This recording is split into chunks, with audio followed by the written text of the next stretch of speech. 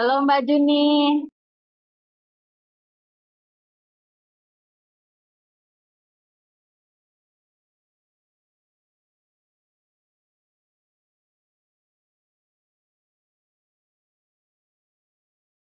Iya, halo. Ayo pasang backgroundnya yuk, kita foto. Aduh, tar, aku belum cuci muka. Wait. Selamat pagi Mbak Itin. Belum. Mbak Itin, Mbak Itin. Ya, ya, ya. Pasang-pasang aja coba kita foto dulu lah.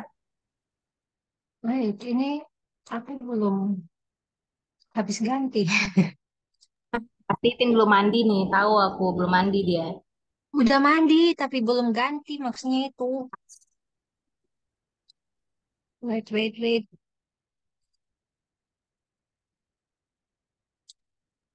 Tunggu aku juga.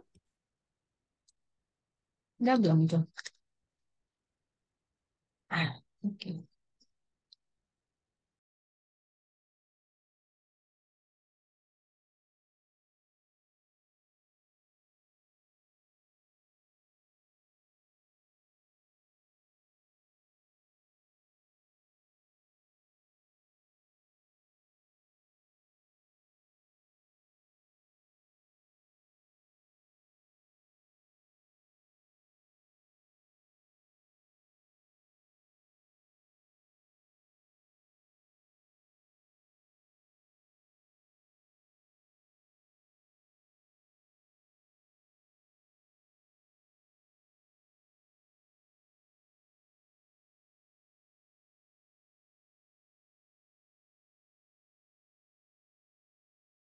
Yuk, soft. Iya Bu, oke Jadi, dulu. jadi, Halo.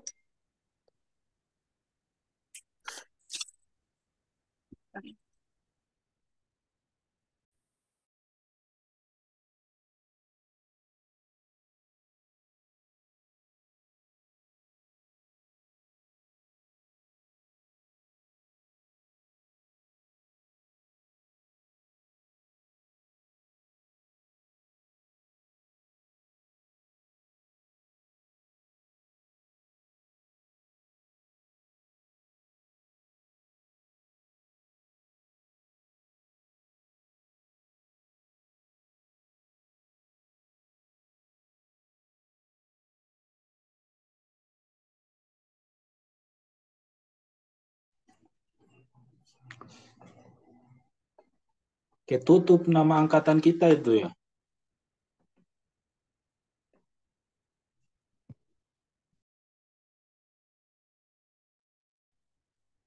Mana? Enggak ketutup gini kayak gini enggak ketutupan. Ya udah ntar direvisi deh, direvisi. Kayaknya taruh di Ah, atas aja. oh di atas.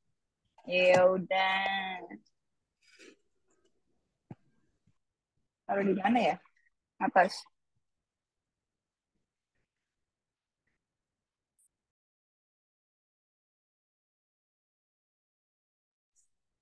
Mauris di kampus ya? Tidak. Dekat kampus, iya. Iya, aku ikut dong. Cappuccino hangat. Iyalah, latte, latte.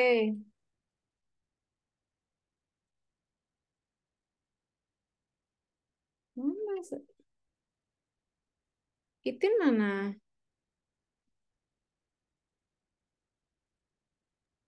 Hadir.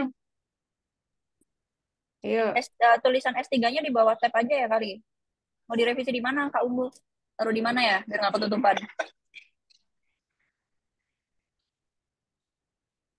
Ih, Yo nggak tahu. di mana enaknya? Kok nanya saya? Saya kan tidak tahu. Iya juga lah. ya, aku nggak kepikiran ketutup. Atau kalau disingkat kali ya, S3 tab gitu ya. Iya, disingkat aja kali ya. Ya, ada bagus itu.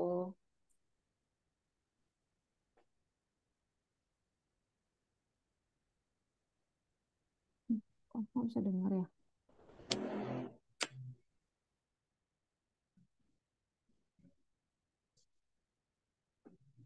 Umbu di mana, Umbu? Masih di kos, Bu. Itin juga ya? Aku belum jalan loh. Iya, Kak, masih makan. Hmm. Bu Juni masih di Bali ya? Aku udah di Malang.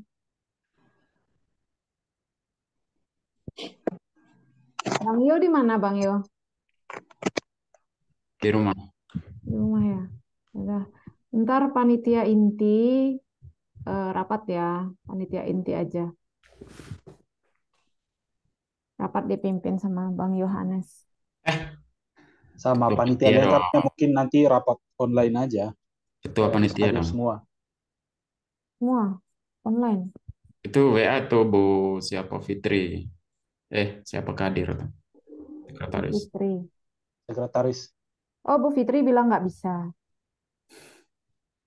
Nggak bisa. Kayaknya hari ini mereka kuliah juga. Iya, makanya ini aja. Rapat lengkapnya nanti online aja mungkin besok. Online aja boleh. Malam ya? Tapi ya boleh. Malam ya? Tapi ini apa? Hari ini kalau rapat juga nggak apa-apa untuk angkatan kita. Oh ya. Adikku, kamu di mana, adikku? Retno di mana? Bu Nur Sania. Mbak Nia di coffee tuh. Sama Mauris tuh. Bu Nur Sania, Kenapa? Gaya, Revisi background ya. kapan ke itu lagi? Bang Yu pakai baju korpri Kemana? lo gaya kali. Kapan ke warung steak lagi? Oh, ayo.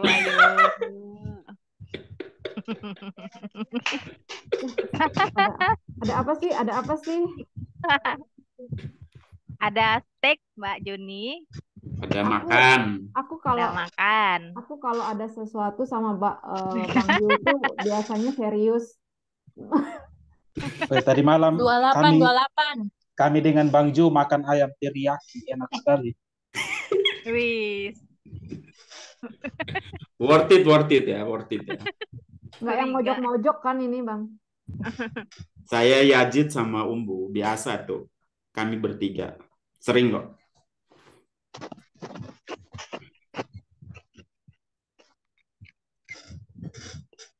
Saudaraku, mahasiswa internasional, Benjamin.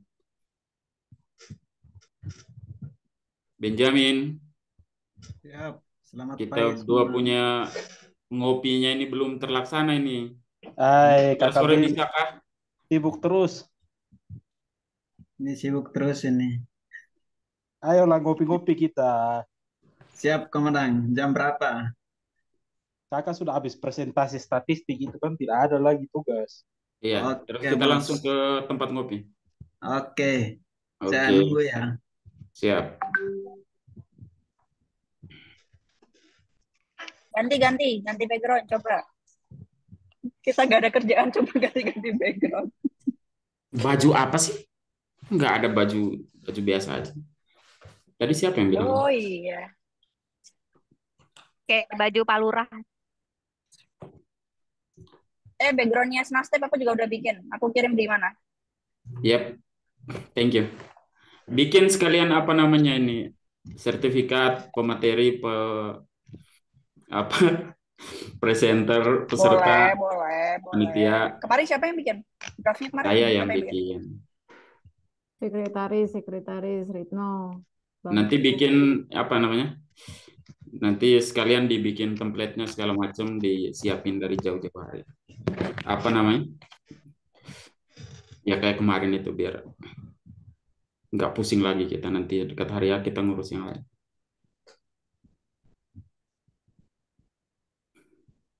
Kemarin bikinnya di mana? Di Canva juga. Canva juga. Kemarin Udah, saya. ntar linknya kirim dulu ya. Aku coba lihat contoh. Oh ya, baru. boleh. Siap. Kan biar kalau kemarin kan kita keburu-buru tuh webinar tuh. Ini kan lebih ada waktu persiapan. Ya Ya, walaupun tinggal 2 minggu lagi sih. At least persiapannya lebih panjang. ya. Ya, ketua panitianya di mana yang hilang? Kabar, aku lagi rapikan rambut. Itu kenapa tumben pakai baju kayak gitu, Bang Yo? Ya ampun Tuhan. Kenapa Mana emang? hari, mana hari Rabu lagi. Kenapa emang salah ya? Saya ganti dulu kali ya. Banyak diprotes. Kayaknya belajar mandiri ini. Saya presentasi aja kali ya. Kalian dengar terus kalian komentarin. Iya nggak sih? Kita udah telat Saya 1 minggu. presentasi hari ini mau Iya, dengar nggak? jadi Mandiri kalau menurut beneran saya ya. kalau kita nggak presentasi itu nanti jadi beban lagi untuk Prof Degeng kan. Jadi kita presentasi aja, direkam, nanti dikirim aja ke beliau. Udah Atau beralih adaptif. Iya benar-benar setuju. Kita udah ketertinggalan soalnya. 3 apa 4 karena bagian kalau ya. ngitung waktunya itu udah nanti, aduh. 4 hari ini 4. Kemarin Prof Degeng berapa? Waktu itu tuh aku 5 ya. 4. Ya 4 ya mungkin. 4. Ya Ajit juga, hanya dia masih siap. Dia kami satu kelompok, ya satu kelompok, satu bagian tuh part 2 kan. Sama saya. Nanti ingat ya Ya, bertiga ya. upload materinya ya di folder kelas. Oh iya.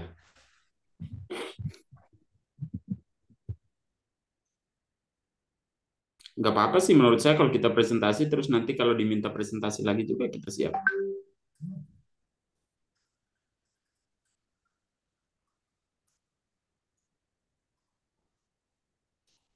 Nah ini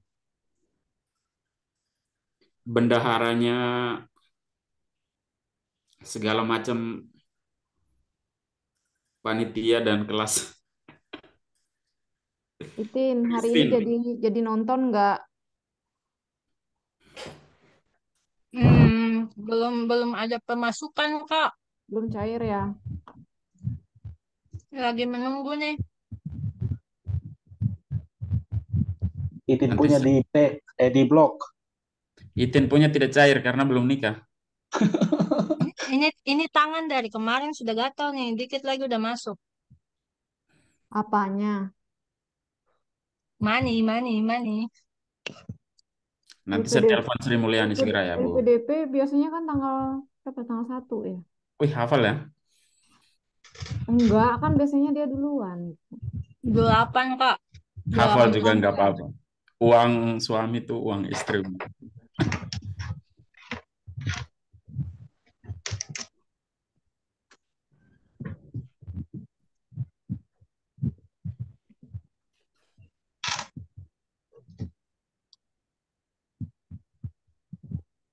Yuk, belajar mandiri di kampus aja. Itin siap Yaudah sudah, ya. Itin? Mulai presentasi nggak sih? Presentasi aja kasih. Ya, menurut saya presentasi terus direkam aja. Ini udah record, Mbak Tika udah record. Kasih tahu teman-teman dulu kali. Kasih waktu 3 menit lagi. 9.15 kita mulai ya. Beritahu di grup join semua. Iya, direkam nanti dikirim ke Prof Degeng, bilang aja gitu. Lu nyuruh siapa? Yuk, lu nyuruh siapa? Udah belajar mandiri aja. Jelas. Nungki-nungki kita di kampus. Ayo, mari kita belajar.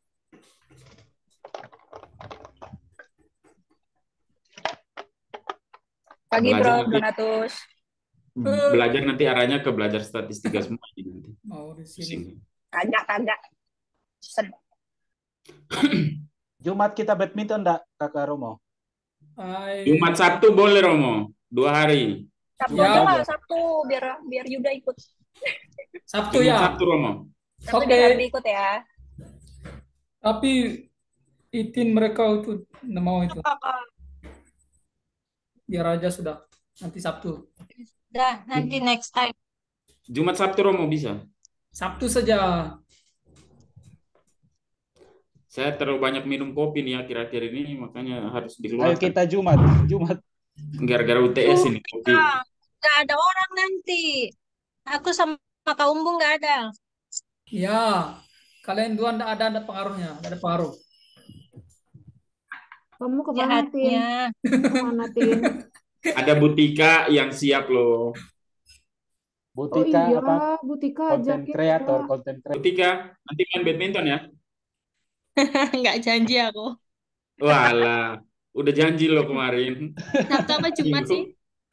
2 minggu lalu udah janji, sekarang bilang nggak janji lagi, gimana? Sabtu aku ada wawancara ini. Wawancarai. Nah itu Kak Don, Sabtu banyak orang nggak bisa, Jumat aja. Oke. Sabtu, Itu kenapa Sabtu. Kakak Romo punya cuman setengah itu gambarnya? Sabtu. Nggak tahu itu. Salah crop kayaknya. Rasionya Romo rasio di video. Ya, aku belum atur. Aku tadi baru masuk kan belum atur-atur itu. Ketua Snastep tolong ya. Ketua Snastep. FKMA tolong ya. Ada Apa itu? informasi itu tolong didengarkan. Background Anda itu yang sendiri beda. Kan nih, Pak Yu sama Bu Dini. Ayo Bu Dini. Apa yang beda? Itu tulisannya tuh, ganti. Udah aku kirim di chat, udah. Di grup udah. Backgroundnya salah tuh. Kata Kak Umu ketutupan. Beginilah kalau Pak Bupati itu, Pak Lurah, kan? Bu Nggak Dini nanti ngerti. nimbang, Bu. Oh iya ya, saya nggak perhatiin detail. Pikir Bu, warna Bu Juni ya kan, Bu. Kita nggak dipeduliin emang, Bu. Biasa dia.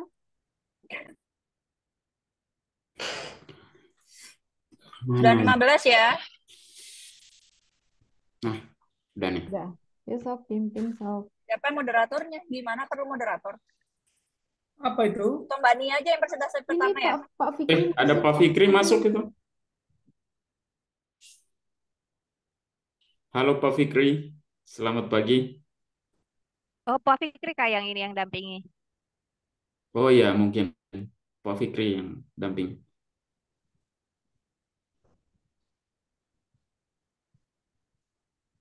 Bu Ikan jadinya. Selamat pagi, Pak Fikri. Atau Oh, udah Pak ganti Fikri. Pak Fikri, fotonya Bu Pak Fikri. Fikri tapi mukanya Bu Ikan. Itu Udah gimana Kak? Fotonya Pak Fikri, mukanya Bu Wikan. Itu maksudnya gimana Kak? Ya, itu bagus itu secara filosofi mereka dua tapi ternyata satu ya. Ini kayaknya mulai mulai ada gangguan sih Bang Yuni dari tadi. Kayaknya gara-gara nulis 100 halaman nih kayaknya. Gara-gara banyak salah masuk kamar itu. Dari tadi dia nggak nyambung banget. Mereka bukan lagi dua melainkan satu. Oke. Diikat dalam pernikahan. Laptop saya habis dipakai teman-teman semua. Udah saya ganti ya. Jangan Bu, biarin aja. Iya, biarin aja. Biar serasa ada dosen. Nanti Prof Dagang lihat di record, oh ada Pak Fikri, berarti luar biasa. Masih 18 ya? Halo Bu, Gimana dong? Wakil Ketua Umum. Minta ini aja apa? PJ hubungi kakak Nanda toh.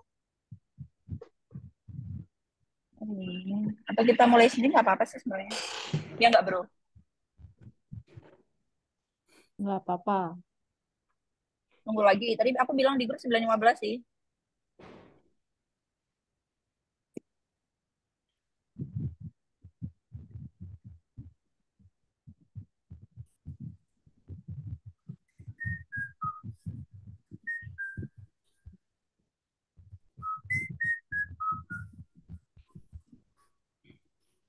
Itu Butika bilang bentar aku ya apa Nanda.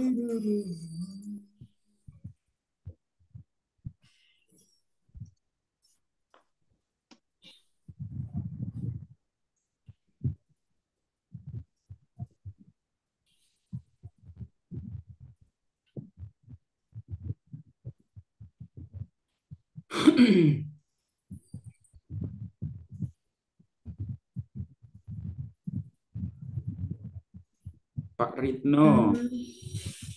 Ya. Ada yang tunggu nanti Pak Ritno hari apa itu di Gimana? Jalan Surabaya. Apaan sih ini orang tua? Itulah tugasnya orang tua lo. Ah, Aku padamu bang, aku padamu aku manut sesepuh. harus Bukan gitu. Emang bukan sesepuh lagi itu, leluhur. Dulu, dulu, Itu mirip Pevita Pierce loh, Ritno. aduh, salah. Ada Mbak Wikan ternyata. Aduh, buka deh. Jadi disamperin nggak kemarin? Enggak, serius Aduh, itu serius kayak Pevita Pierce Ya versi ampun. hijabnya. Akhirnya kamu nggak jadi ya, Dek? Ya ampun, tolong sayang. ini rahasia grup inti, jangan di sini, ya Allah. Oh iya, sorry. lu mau cari yang bentuknya seperti apa? Gajah duduk. Mau yang oh nggak jadi deh. Kak, abang ini tuh grup kelas.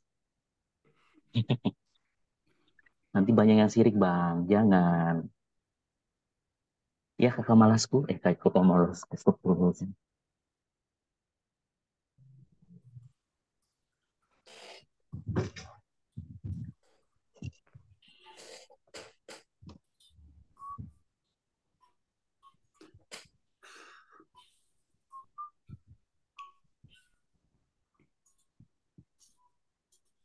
Pak Ardiansa Panji Utama. Iya Pak, Diam-diam baik Pak. ngerjakan nih tracking. Oh, Pak Ardi, bukalah kameranya Pak. Pasanglah virtual background. sebentar yang presentasi statistik siapa Bu Siwi sama Pak Tarik ya?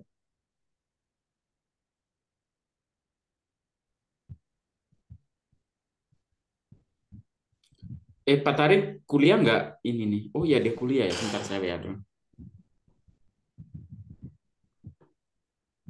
Baik kakak Jun, makan kak, makanan man. Lapar. Ya, ntar aku bawain, tenang. Aku tak pelit lah. Oh. Astagfirullahaladzim, astagfirullah.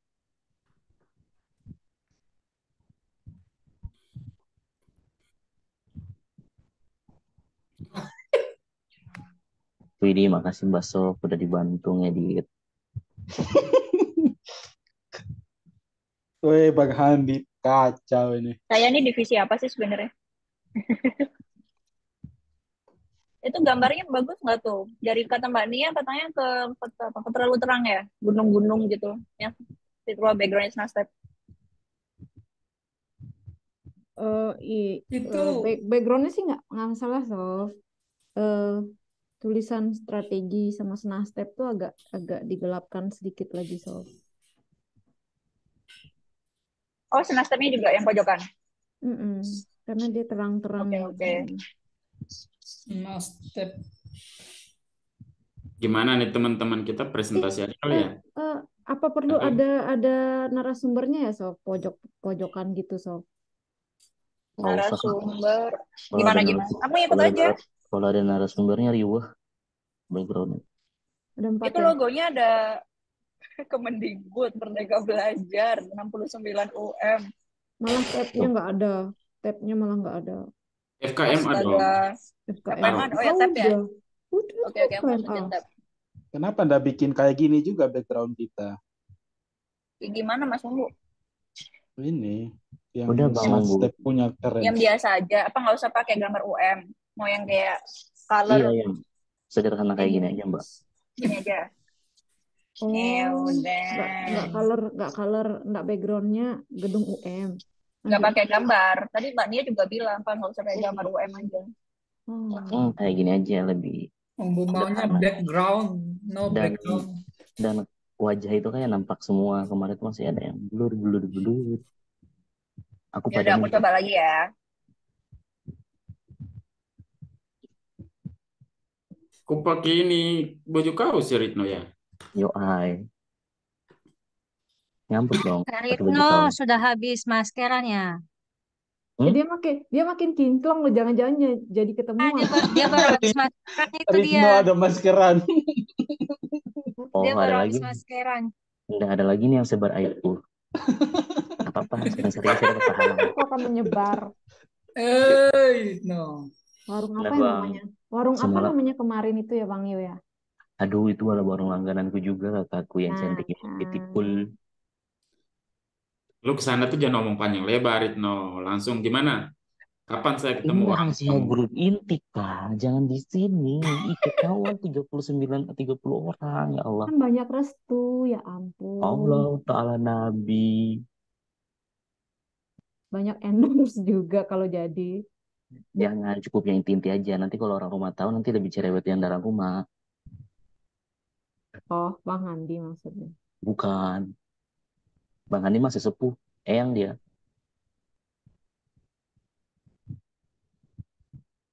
Oh iya,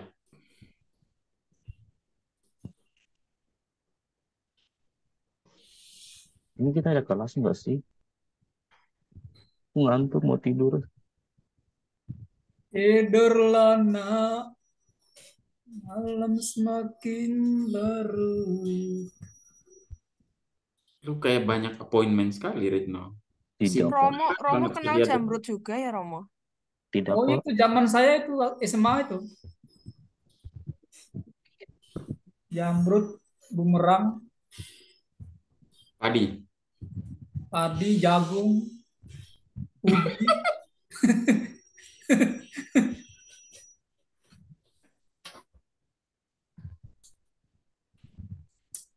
Wah, ada Mbak Nia, Mbak Warung Stick. Mbak Sof dan Mbak Nia di mana sih posisi?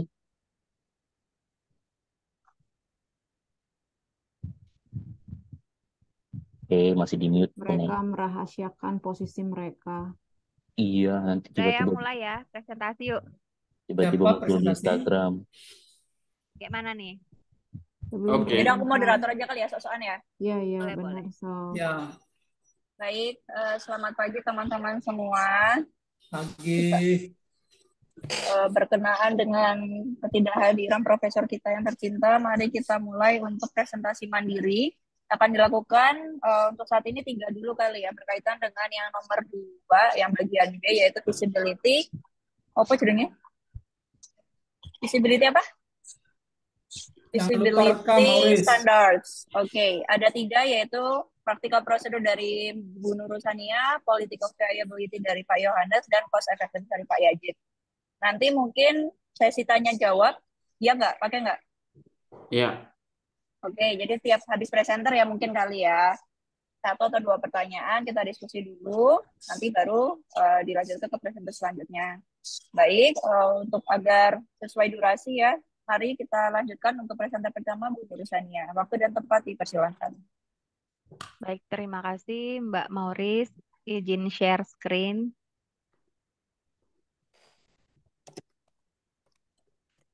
Oke. Udah belum? Udah ya. Baik. Baik, selamat pagi teman-teman semua. Terima kasih atas kesempatan yang diberikan kepada saya. Hari ini saya akan mempresentasikan standar dari evaluasi program ya, yaitu pada standar yang bagian kedua, yaitu feasibility standar. Bentar,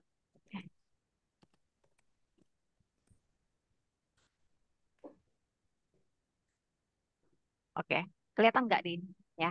Nah, eh, saya di sini akan mempresentasikan tentang standar dari feasibility ini pada yang bagian pertama yaitu practical procedure.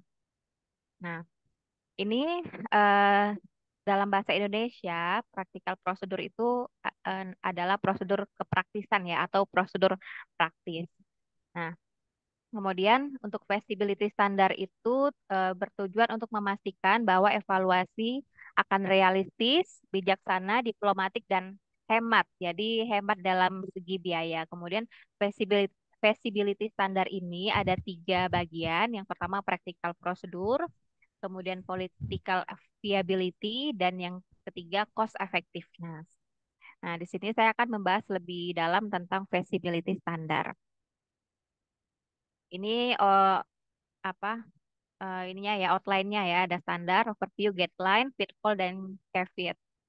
Nah, untuk standarnya sendiri, ini definisi dari apa feasibility practical standar ya tadi ya. Prosedur evaluasi itu harus praktis agar gangguan dapat diminimalkan dan informasi yang diperlukan itu dapat diperoleh. Jadi di sini definisinya ketika kita melakukan evaluasi, maka evaluasi itu harus menggunakan prosedur-prosedur yang praktis begitu. Nah, kenapa harus praktis? Nah, agar nanti kita dapat meminimalisir gangguan ataupun apa ya, eh ya keberantakan, pokoknya gangguan dari luar apapun itu dapat diminimalkan sehingga informasi yang kita perlukan dapat diperoleh secara maksimal. Nah, kemudian ini overview-nya ya. Nah, prosedur evaluasi itu adalah tindakan khusus yang diambil dalam proses pengumpulan dan penggunaan informasi untuk menilai kelayakan atau keunggulan suatu objek. Nah, prosedur ini mencakup namun tidak terbatas pada bagaimana perjanjian kontrak dengan klien yang telah disepakati. Jadi, di sini saya memahami bahwa eh, walaupun kita nanti sudah menentukan mau prosedur apa begitu ya, nah tapi juga harus memperhatikan bagaimana perjanjian kontrak kita dengan klien. Nah, kemudian prosedur ini juga kita harus melihat bagaimana sumber data dipilih, kemudian instrumen apa yang akan kita kumpulkan, dicatat, disimpan, dan diambil kembali atau retrieve. Kemudian bagaimana data itu dianalisis, kemudian bagaimana temuan dilaporkan. Nah, inti dari standar ini adalah evaluator harus memilih dan menerapkan prosedur yang meminimalkan gangguan terhadap proses pendidikan yang akan dievaluasi dan prosedur yang layak serta realistis mengingat keterbatasan waktu, anggaran, staf, serta ketersediaan peserta dan data. Nah, kemudian jika evaluator tidak mematuhi standar ini, mereka mungkin akan merencanakan prosedur yang secara teoritis benar, namun tidak dapat diterapkan.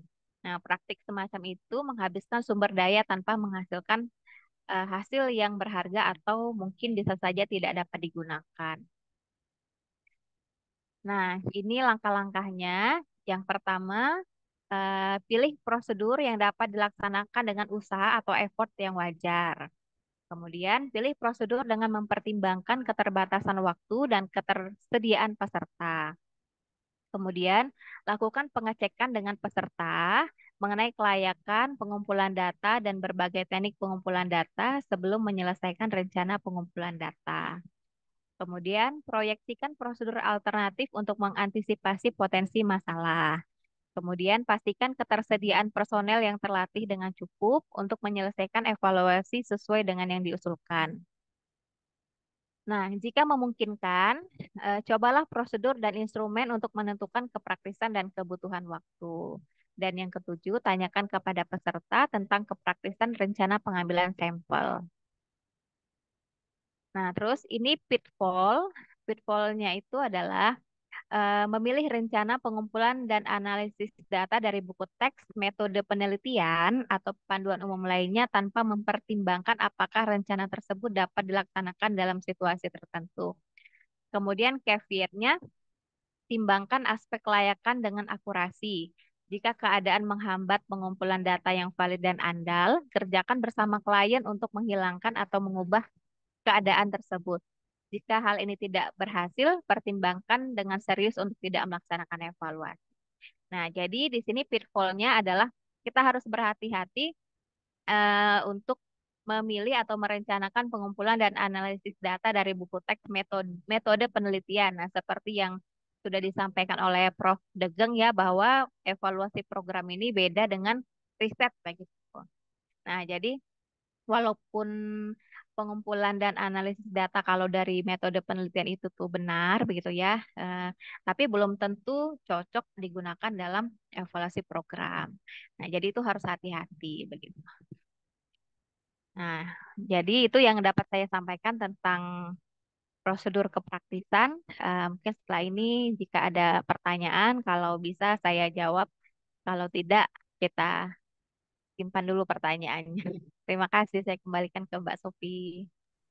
Baik, barusan adalah visibility standard tentang apa tadi practical procedure dari Bu Rusana. Mungkin ada pertanyaan satu atau dua.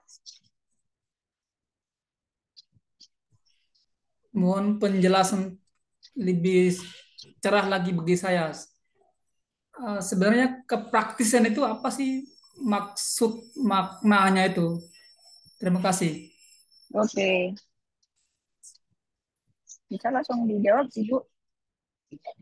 Oke. Oke, baik. Terima kasih, Romo, pertanyaannya. Nah, kalau yang saya baca dari buku yang ini ya,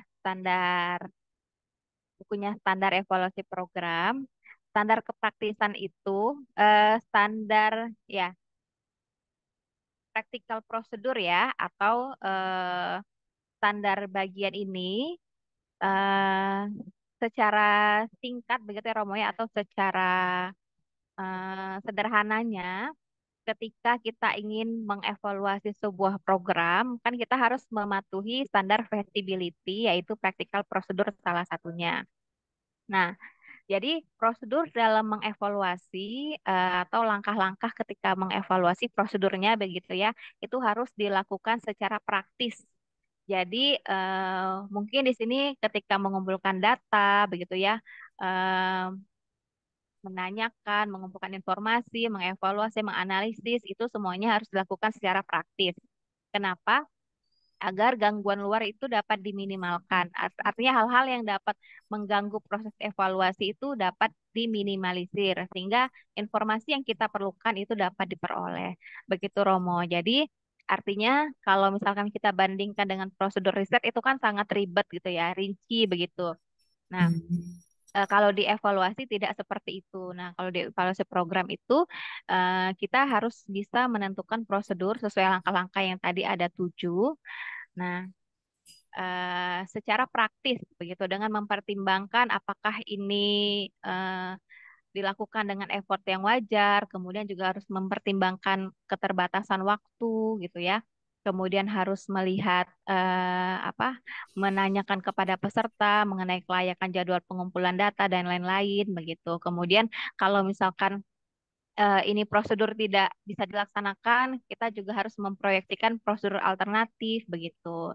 Harus melihat personel yang dibutuhkan dalam mengevaluasi begitu.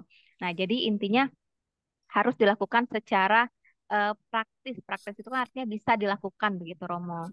Nah, kalau tidak bisa dilakukan, maka gantilah prosedur atau lebih baik gantilah prosedur evaluasi atau lebih baik tidak usah dilakukan evaluasi. Nah, itu yang bisa saya pahami, Romo, begitu. Oke. Gimana, Romo? Oke. Ya, sudah ada pencerahan. Meskipun mendung kata Bu Sibi. Iya, ya Romo maklum, Romo. Yo, kasih. Baik. Mungkin kalau disamain sama riset ada alurnya gitu kali ya. Tapi bukan kaku yang kayak guideline yang di buku-buku metode penelitian gitu. Mungkin nanti kalau lebih jelasnya kita tanyakan Prof. Degeng ya, karena juga di sini sebenarnya ada yang ingin saya pertanyakan tentang guideline sebenarnya. Yang di nomor 6 itu kan jika memungkinkan cobalah prosedur dan instrumen untuk menentukan kepraktisan dan kebutuhan waktu. Nah, itu sebenarnya kan kita bingung gimana caranya mencobakan prosedur dan instrumen gitu ketika kita akan mengevaluasi. Begitu ya. Nah, itu juga sebenarnya saya mau tanyakan ke Prof. Degeng. Oke. Karena yang saya pahami juga evaluasi juga mengumpulkan data atau informasi, cuma hasil akhirnya beda gitu kan. Kalau riset conclusion, kalau di kita decision. Dari segi prosedurnya. Ya, kalau yang kemarin itu kan ada 2 ya. Apakah benar ya CIPP sama SIP, satunya sama apa tuh? Yang Maintenance. Nah, sama stake. Ya, sama stake. Nah, gitu. Oke. Baik, kita simpan ya pertanyaannya nanti di note sama Ibu urusannya ya. Mungkin kita bisa confirm lagi ke Prof. Degeng tinggal ngajuin pertanyaan. Baik, untuk dari practical procedure ada pertanyaan lagi mungkin yang bisa kita diskusikan? Apakah lanjut? Lanjut? Lanjut. Lanjut. Baik, terima kasih Bu Nursania, bisa ditutup untuk presentasinya. Baik, terima kasih. Assalamualaikum warahmatullahi wabarakatuh. Selamat pagi. Diam jangan langsung live. Baik, wassalamualaikum warahmatullahi wabarakatuh. Selanjutnya dari Bapak Yohanes untuk B2 yaitu berkaitan dengan political viability. Kayaknya asik nih, bahas-bahas politik pagi-pagi ya. Silakan Pak Yohanes.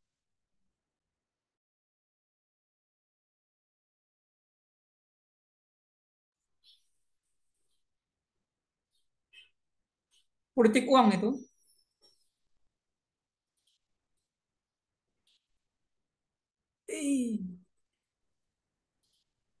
Iya Pak Yohanes masih mute. Bisa dimulai.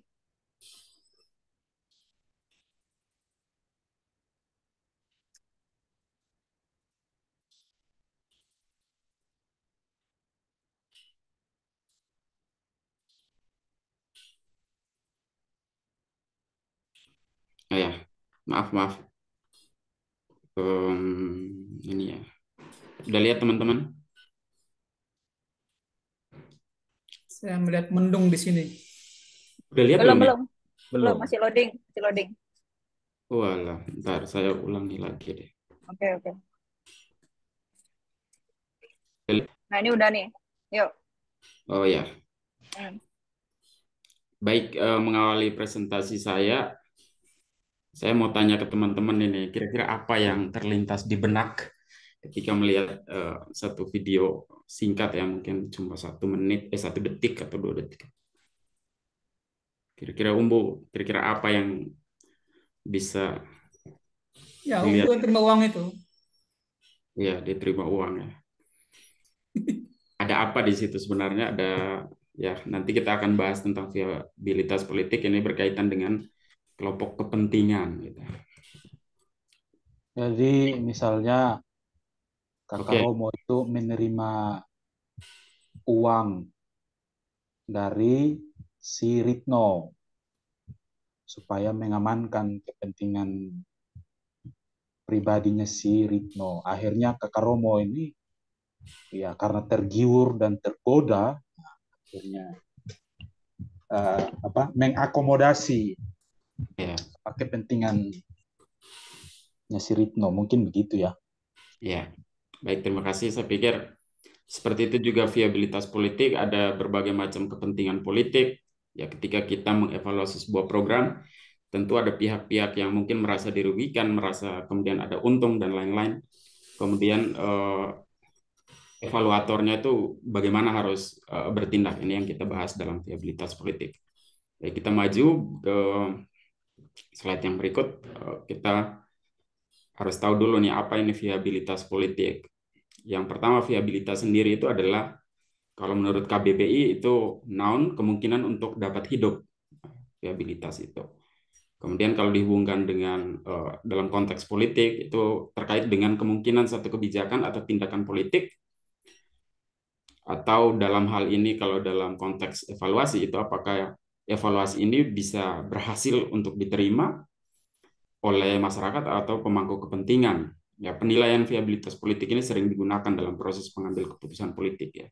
Kalau kita lihat sekarang tahun politik udah panas-panas, tentu saja viabilitas politik ini orang sering pakai untuk memajukan siapa yang bisa maju, ini punya diterima atau tidak, segala macam. Seperti itulah viabilitas politik. Baik, dalam konteks evaluasi program, viabilitas politik kalau kita berbicara standarnya itu harus direncanakan dan dilakukan dengan antisipasi ya. Jadi viabilitas politik ini memungkinkan kita untuk antisipatif terhadap kedudukan dan kepentingan yang berbeda-beda dari berbagai kelompok, yang mana dapat terjadi kerjasama antar mereka dan upaya-upaya mereka untuk dapat membatasi kegiatan evaluasi atau mempengaruhi, atau bisa juga memanipulasi. Nah, ini hal-hal yang harus dihindari. Makanya ada viabilitas politik. Baik, overview-nya.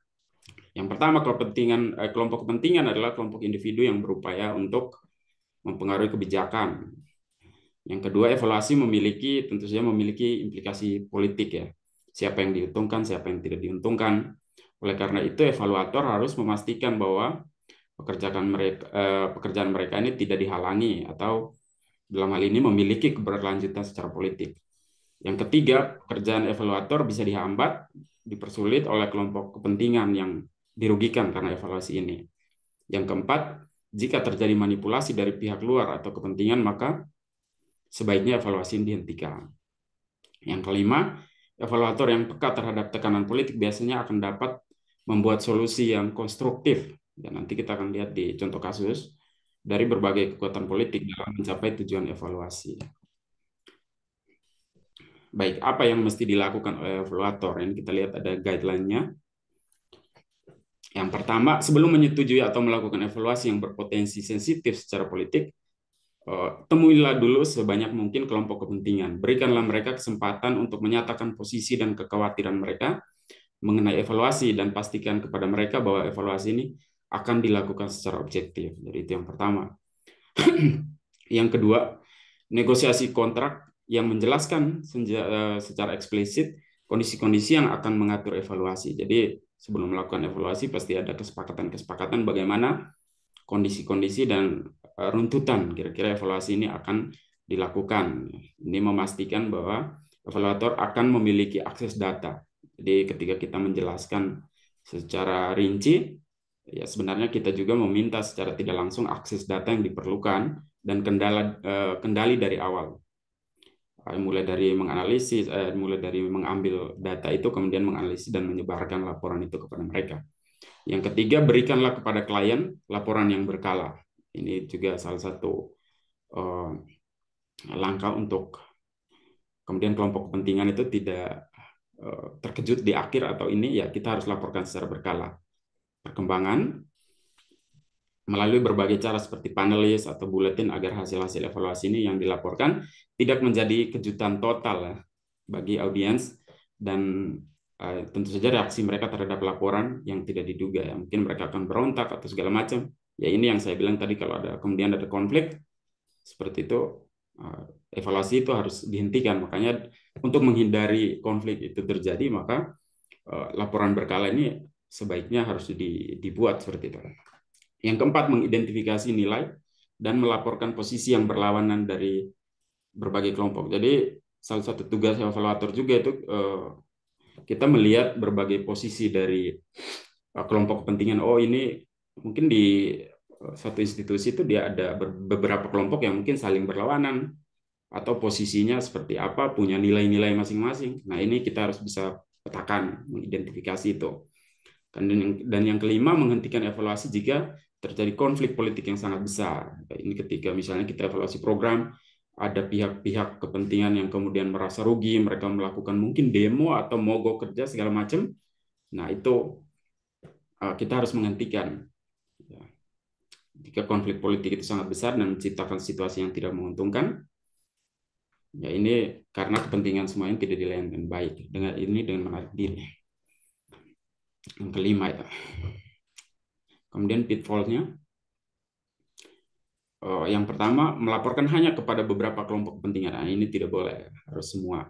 Kemudian yang kedua, gagal menilai dengan akurat struktur organisasi dan kekuatan. Nah, ini kita tidak bisa mengidentifikasi tadi.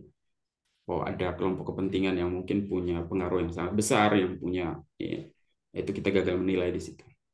Itu juga menjadi ancaman. Kemudian yang berikut, Yevit, kita menghindari mengisolasi evaluasi dari kemungkinan pengaruh kelompok kepentingan.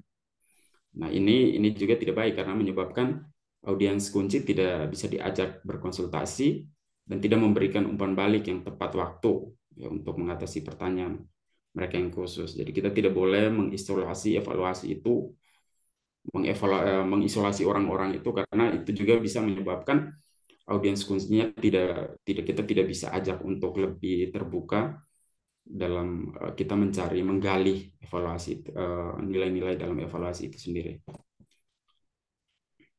Oh, ini hanya ilustrasi. Mau nonton nggak? Ilustrasi kasus. Ada sebuah kelompok evaluator menerima tugas dari Dinas Pendidikan untuk mengevaluasi sebuah program yang namanya Innovative Team Teaching Approach. Evaluasi ini adalah bagian dari pikir tahapan karena program ini didanai oleh federal atau negara. Ada desas-desus yang menyatakan bahwa pengawas dari Dinas Pendidikan menentang program ini karena meskipun program ini tidak berjalan, tetap akan ada uang yang bisa digunakan dengan keleluasan yang besar oleh, kita nggak tahu, mungkin oleh sekolah atau oleh oleh gurunya. Jadi tetap ada dana meskipun program ini tidak beroperasi. Ini contoh kasus aja sih yang ada dalam buku, nanti bisa saya bagikan untuk ditonton. Nanti ada ini. Saya pikir seperti itu saja. Oke, baik. Terima kasih Pak Yohanes. Nah, untuk political viability mungkin dari teman-teman ada 1 atau 2 pertanyaan bisa diajukan, silahkan. Juga Tanya. Ya, silakan. Ya, saya ingat satu istilah dalam bahasa Latin, bunyinya Jelaskan begini. bahwa pengawas akan melakukan segala cara untuk Ya. Bunyinya gini, virtus stat in medio. Kebijaksanaan itu selalu berdiri di tengah atau ada di tengah. Nah, ini saya rasa cocok dengan ini, apa ini namanya, seorang evaluator itu dia harus ada di tengah. Di tengah-tengah banyaknya kepentingan. Nah, kira-kira dalam penjelasan tadi clear-nya itu bagi saya itu seperti apa bagi dari Joe. Terima kasih.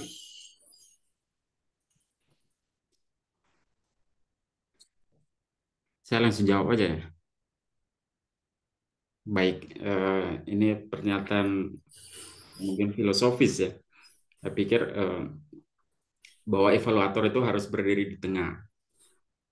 Dalam berbagai macam kasus, kemudian tidak ada pihak kepentingan yang kemudian atau lebih, kalau dalam evaluasi itu Romo, lebih dikenal kelompok kepentingan atau mungkin kelompok politik ya kalau kita lihat secara ini ya, karena kelompok politik itu sendiri punya kepentingan yang masing-masing seperti itu. Ya.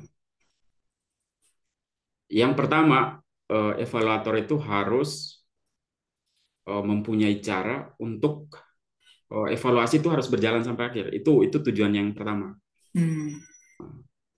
Untuk bisa mendukung itu, ya salah satunya itu ada viabilitas politiknya. Dia harus memastikan bahwa pekerjaannya itu tentu saja tidak dihalangi oleh kelompok-kelompok kepentingan. Makanya ada beberapa guideline tadi yang dia harus bikin, bahwa yang pertama dia harus bisa memetakan dulu, oh ini kelompok kepentingan ini punya kepentingannya ini punya kepentingan ini. Mungkin antara kelompok itu saling berlawanan. Ya, seperti itu. Kemudian tujuannya dia ini kan harus sampai selesai, Romo. Maka dari itu dia harus bisa menjelaskan kepada semua kelompok kepentingan rincinya itu seperti apa. Rinci ya secara objektif, secara sangat objektif, secara sangat transparan. Oh, dia punya langkah-langkahnya ini seperti ini. Langkah-langkah yang punya nilai objektif itu, sehingga bisa diterima dan dia tidak dihalangi seperti itu. Karena evaluator sendiri itu hanya memberi value sebenarnya. Dia bukan membela satu, walaupun itu mungkin baik ya. Dia tidak membela itu, dia hanya memberi value. Dia tidak menyalahkan satu, tetapi dia hanya memberi value di satu sisi itu, bahwa minusnya di sini. Dia tidak menyalahkan. Jadi di situ sebenarnya letak evaluator. Kalau misalnya kalau kita mau lihat dalam konteks apakah dia membela satu yang baik atau yang buruk, ya itu tidak seperti itu. Dia hanya memberi value. ke situ. Makanya dia harus bisa menjelaskan secara transparan hal-hal apa yang dia buat, yang ada nilai yang objektif, semua bisa menerima itu. Saya pikir mungkin seperti itu, Roma. Jadi yang pertama dia harus lihat dulu nih, identifikasi, oh ini nih kelompok kepentingan. Itu menurut saya kalau kita hanya ke sana dan langsung evaluasi, ya itu akan bertabrakan karena pasti mereka akan melawan. Jadi yang pertama kita harus identifikasi dulu, ini kelompok kepentingan yang mungkin positif, ini negatif, kemudian ya yang berikut tadi itu melaporkan secara berkala tadi, Romi. Melaporkan ke semua. Sehingga evaluasi itu, ya saya katakan tadi bahwa tidak menjadi laporan hasil evaluasi tidak menjadi kejutan yang total. Nah itu. Jadi mereka kemudian tahu, oh di tahap ini seperti ini, di tahap ini seperti ini. Sehingga ketika diberi value di akhir mereka tidak terkejut karena dikatakan di guideline bahwa evaluasi itu harus dihentikan kalau ada konflik politik yang sangat besar seperti itu. Dan itu bukan tujuannya evaluator sebenarnya. Makanya hal-hal yang perlu dihindari tadi itu perlu dilakukan identifikasi, berikan laporan, jelaskan secara transparan. Nah, sehingga dia tidak berdiri di satu pihak yang baik kalau kita mau sebut itu ya. Tetapi dia harus berdiri di tengah dan dia punya tugas hanya untuk memberi value. Gitu. Saya pikir seperti itu. Terima kasih. Oke. Baik, oke. Semoga cerah ya Romo ya. Mungkin ada pertanyaan lagi, silahkan. Mungkin ada pertanyaan lagi, silakan. Menarik ya, kalau yang politikal nih, ya politik ya. Banyak Ya. yang bisa dibahas sebenarnya kalau nanti ada Prof. Tidak ada? Apa kita bisa lanjut ke selanjutnya ke B3? Pak Yazid sudah siap? Ya, silakan Mas Mister Yazid. Ya. Baik, terima kasih Pak Yu. Untuk selanjutnya adalah B3, cost effectiveness dari Pak Yazid. Monggo, silakan. Baik, terima kasih atas kesempatannya. Oke.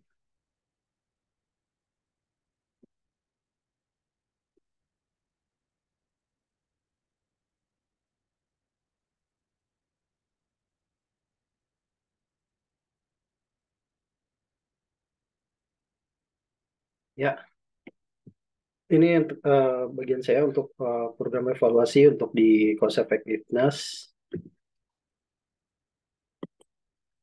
Overview dulu, cost effectiveness di sini yang dimaksud adalah evaluasi program yang dilakukan itu harus bisa menghasilkan informasi dari nilai yang cukup dalam menjustifikasi sumber daya yang digunakan.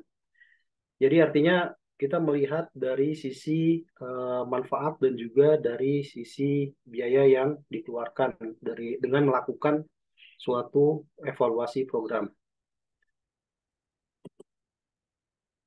Ya, ini ada beberapa yang harus dilakukan jika cost effectiveness jika dinyatakan efektif jika manfaat yang didapatkan itu setara atau melebihi biaya.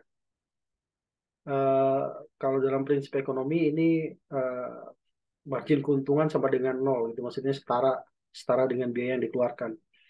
Kalau bisa dia melebihi dari biaya yang dikeluarkan.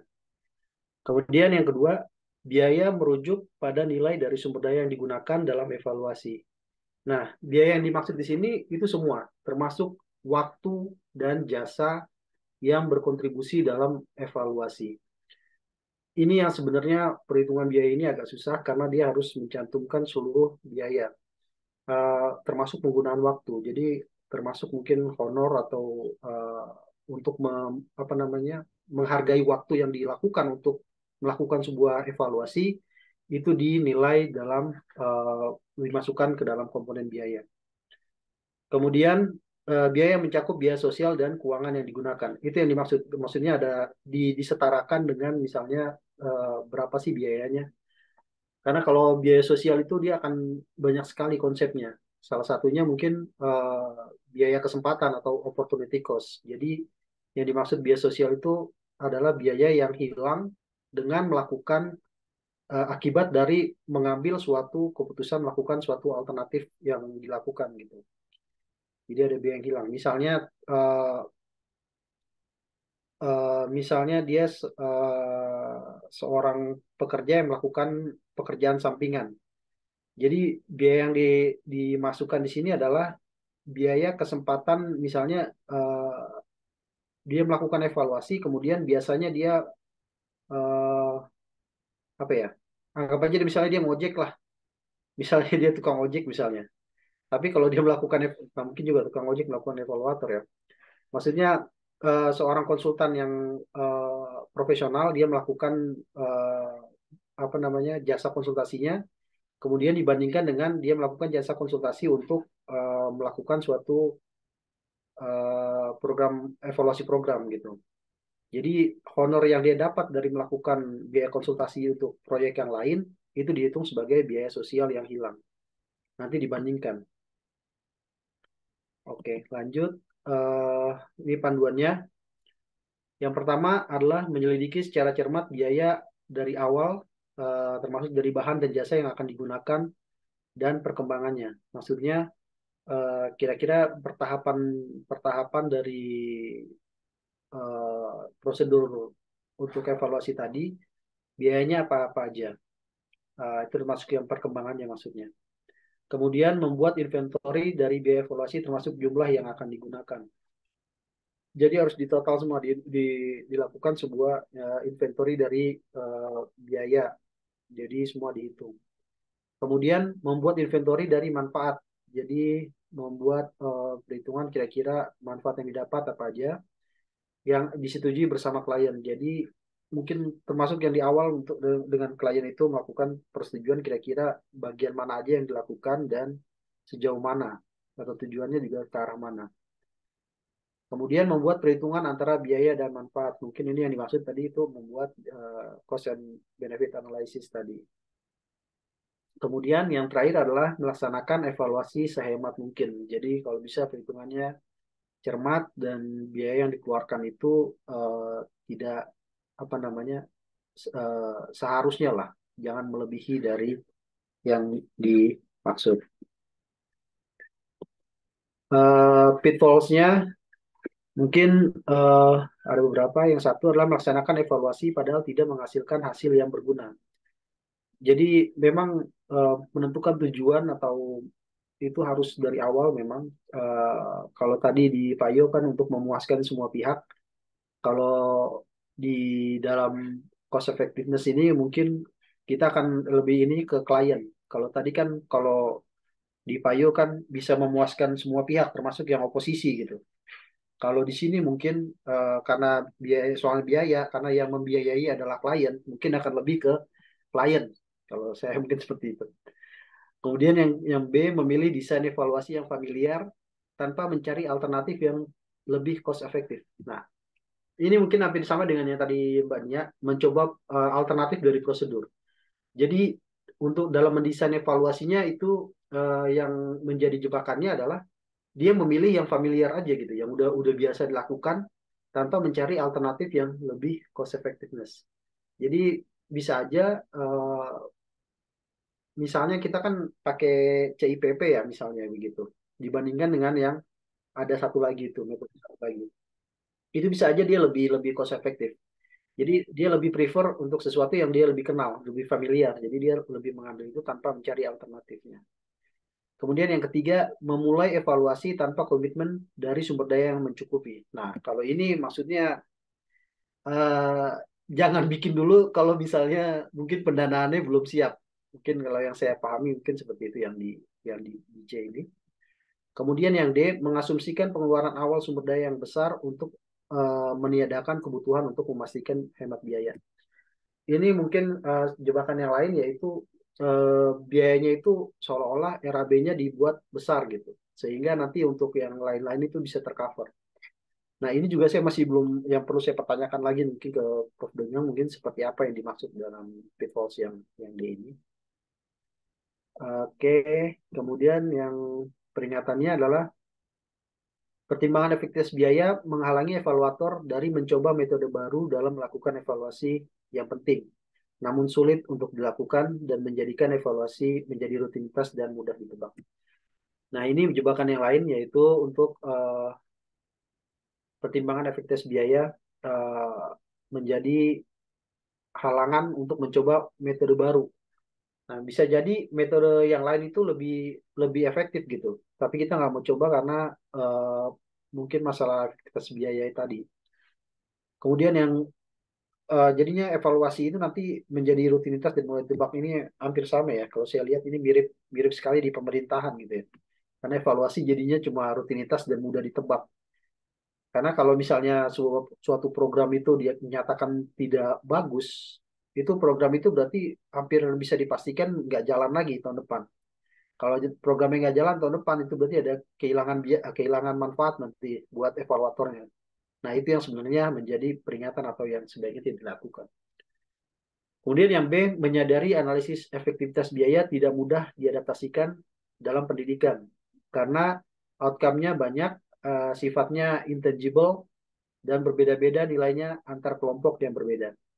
Nah, ini peringatan yang kedua di mana bahwa untuk melakukan analisis efektivitas biaya ini tidak mudah gitu, karena outcome-nya banyak, sifatnya intangible, dan setiap orang bisa menilainya berbeda-beda. Makanya ini perlu kecermatan dari evaluator, terutama kayak tadi di dalam menentukan biaya sosial tadi atau sehingga nilainya itu pas gitu. Bisa kalau di istilahnya Pak Yo itu bisa mungkin bisa menyenangkan semua pihak gitu, termasuk oposisi. Jadi harus ada pertimbangan yang atau justifikasi yang tepat kira-kira dinilainya berapa gitu. Ya. Kemudian untuk contoh kasus saya tidak buat gitu ya, karena apa namanya nggak terlalu banyak juga sih sebenarnya. Ya mungkin itu saja yang bisa saya sampaikan untuk program evaluasi. Jika ada pertanyaan kita berdiskusi. Oke, sip. Baik, saya juga mulai terlihat alurnya ya untuk yang B ini emang lebih ke tahap eksekusinya lah ya, prosedurnya tadi di Mbak Nia praktikalnya, lalu Pak Yu politikalnya sendiri, sama Pak Yaji dibahas masalah biayanya. Baik, mungkin ada pertanyaan berkaitan dengan cost effectiveness untuk Pak Yaji, kita bisa diskusikan, silahkan.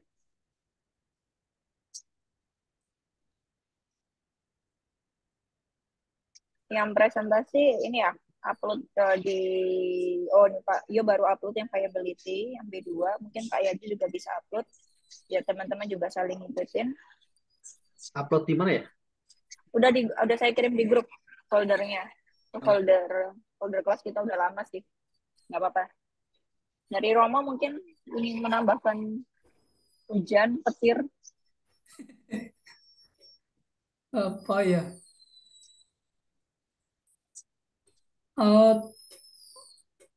Dari Cik, boleh saya tanya? efektivitas itu kan soal sesuatu yang kita maksudkan tercapai sesuai dengan tujuan, toh?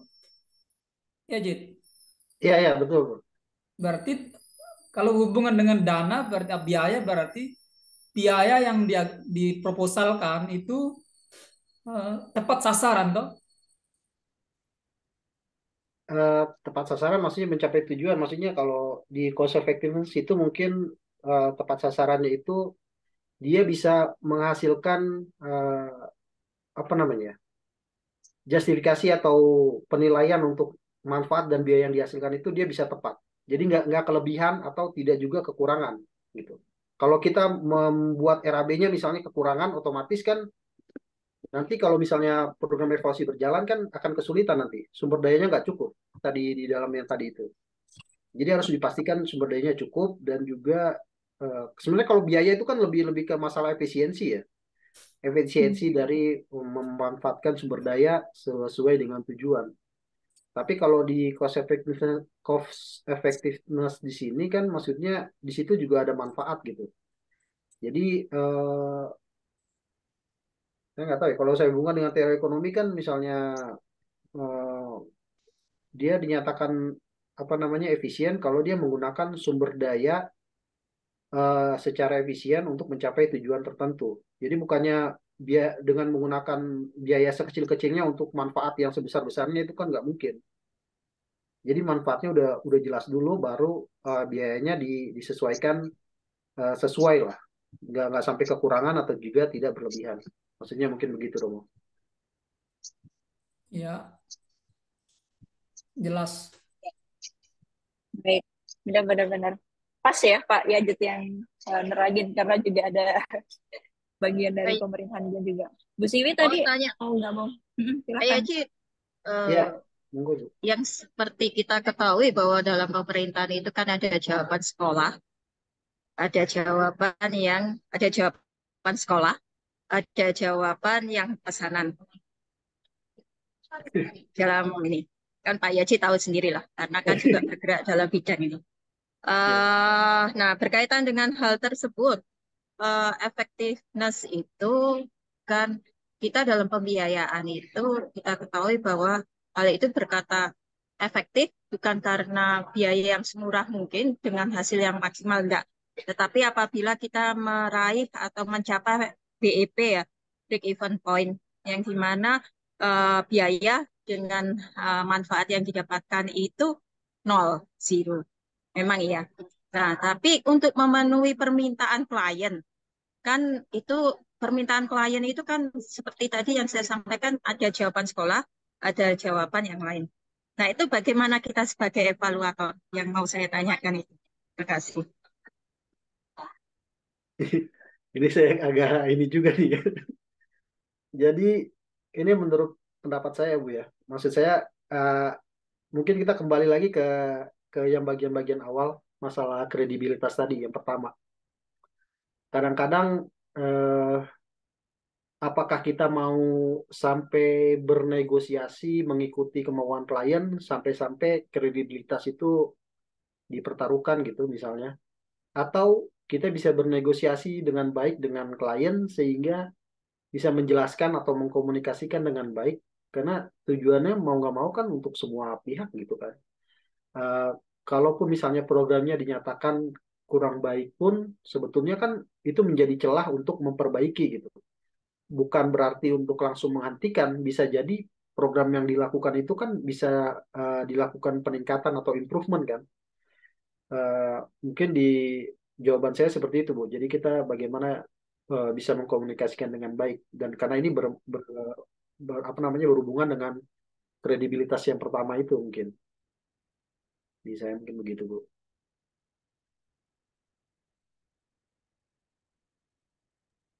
Kan ada beda Pak ya, klien sama subjek yang akan dievaluasi. Mau Ya, dipilih yang mana? ya kalau saya sih saya akan melakukan seobjektif mungkin gitu. Saya akan memilih karena berhubungan dengan kredibilitas. Bisa jadi misalnya kalau saya nyenengin klien, bisa jadi saya dapat proyek itu, tapi kan kredibilitasnya mungkin nanti bisa turun kalau misalnya pihak-pihak lain juga menyatakan bahwa oh ternyata eh, evaluasi yang dilakukan kok kayaknya nggak nggak sesuai ya atau kok kira tidak objektif ya gitu. Mungkin kalau saya sih begitu. Karena kan nggak mungkin menyenangkan semua pihak dong Bu.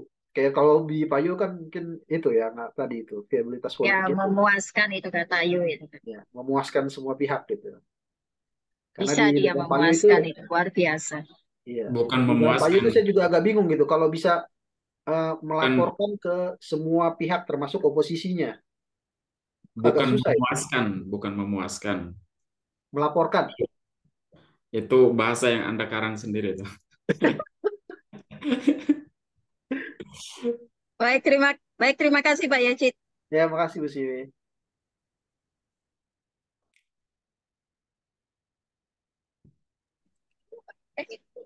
Astaga, belum di off mic. Maaf ya teman-teman yang lagi ngomong sama Bu Nia. Baik, oke. Pas ya. Kebetulan Pak Yajat yang dapat B3 Cost Effectiveness. Nanti mungkin pertanyaan yang barusan terajukan, kita bisa confirm lagi ke Prof. Degeng di minggu depan. Nah, ini untuk yang B udah ya, karena cuma 3 ternyata. C, kita bisa masuk di bagian propriety standard, mau lanjut, mau break, atau mau udahan aja. Udahan aja. Gimana teman-teman? Propriety lumayan banyak ya, sekitar ada berapa nih? Ada 8 ternyata ya. Lanjut. Mau Udah 1 habis atau juga 2? waktunya. 2 Oh Kak. gitu. Capek ya bapak-bapak ya. Ada Pak Farhan sama Kak Umbu sih. Oh pantesan bilang capek. Ternyata abis ini Ya, gilirannya Kak Umbu. Randy Pak Farhan sudah. juga nggak ada. Udah berarti ya? Ya, Iya udah aja. Mbak, udah aja Mbak, udah istirahat dulu. Ritno ini sudah stres dia. Ya udah on cam dulu deh, aku screen capture ntar Iya kita taruh di screen grup. foto, penting nih. Ayo Budi ini, Mbak Suke, Bu Siwi, halo Ade. Aduh, bestiku, Panoven. Ya Panoven ganti background lah. Bu Fujada, Bu ada Fujada Panoven. Size. Panoven ganti ini Panoven apa? ganti background, Pak Ben ganti background. Masih saya termuda nih. Iya nih. Pak Novel pakai HP sih. Kadian. Ya udah nggak apa-apa deh, nggak apa-apa. Apa Jo? Nggak apa-apa kalau nggak pakai jempol. Mbak Tika ada. Pilih, Oh oke. pilih Ganjar. sembarang. Yuk. 1, 2, 3. Nah, bentar. 1, 2, 3. Senyum. Ganjar Mahfud. Pilih. Oke. Wih, Bentar, aku ini taruh masih di grup direkam ya? dulu biar nggak hilang. Jangan dulu di ini Ya, di chatnya komen Mbak Tika muncul. kelihatan. Lagi Iya. terakhir. Ya awas ini di-upload ini rekaman kita 1, bahaya. 2, 3. Oke. Yaudah. Kakak Fuj, ini di mana nih Kak? Di rumah? Dadah. Di rumah. Lah, Ya pikiran udahlah. Kak. Imunisasi agak rewel jadi nggak jadi ke kampus.